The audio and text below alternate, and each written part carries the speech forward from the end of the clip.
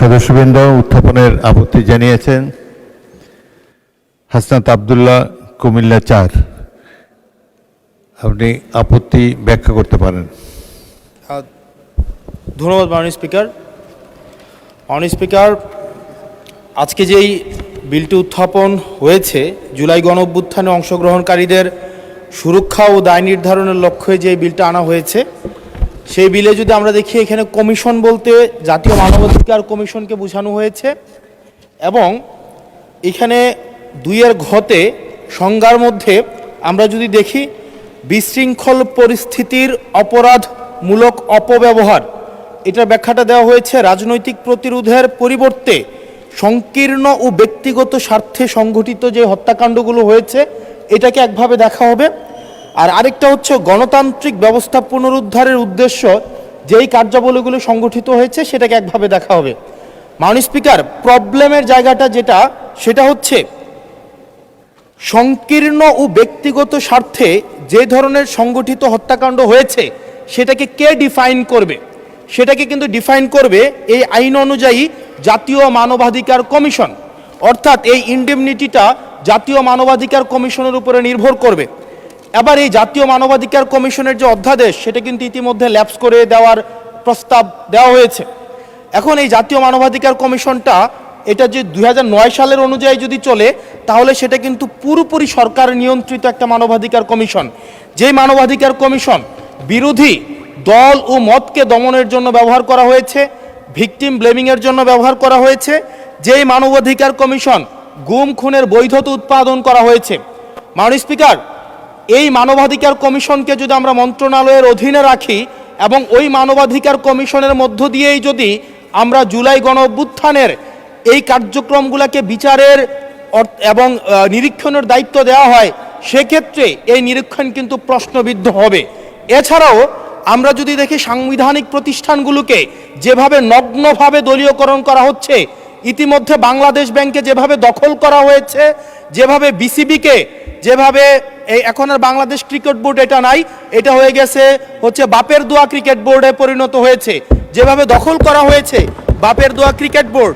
এবং আমি যখন এই জায়গায় কথা বলছি, ঠিক এই মুহূর্তে ২৮ জন বিচারককে মাননীয় স্পিকার তাদেরকে শোকজ দেওয়া হয়েছে। তাদের ব্যক্তিগত তাদের চ্যাট গ্রুপে তারা তাদের মতামত প্রকাশ করার কারণে বিচারকদের মাননীয় স্পিকার শোকজ দেওয়া হয়েছে।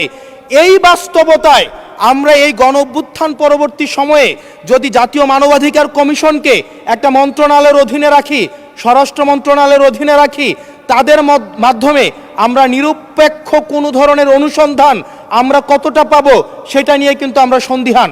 সেই জায়গা থেকে এই বিলটিকে যদি আমরা বাস্তবায়ন করতে চাই, এটাকে যদি আমরা ফাংশনাল করতে চাই, শুধুমাত্র অর্নামেন্টাল না, যদি আমরা ফাংশনাল করতে চাই, তাহলে জাতীয় মানবাধিকার কমিশনকে অবশ্যই সেটাকে অটোনমাস করতে হবে। আমার সামনে যারা আছেন, আমরা হয়তো আমাদের থেকে এখানে প্রত্যেকটা সদস্য নির্যাতন, নিপীড়ন এবং তাদের যে পলিটিক্যাল রিপ্রেশনের মাত্রা শত সহস্রগুণ বেশি। আমরা তাদের কাছে প্রত্যাশা করেছিলাম এই জাতীয় মানবাধিকার কমিশনকে তারা একটা স্বতন্ত্র বডিতে নিয়ে যাবে, অথচ আমরা দেখলাম যারা সবচেয়ে বেশি নির্যাতিত হয়েছে, নিপীড়িত হয়েছে, তারাই এটাকে একটা মন্ত্রণালয়ের অধীনে রাখতে চাচ্ছে। এই অজুহাতে যে জাতীয় মানবাধিকার কমিশন যদি অটোনমাস হয়ে যায়, তাহলে সেটাকে এইটার জবাবদিহিতা কিভাবে নিশ্চিত হবে?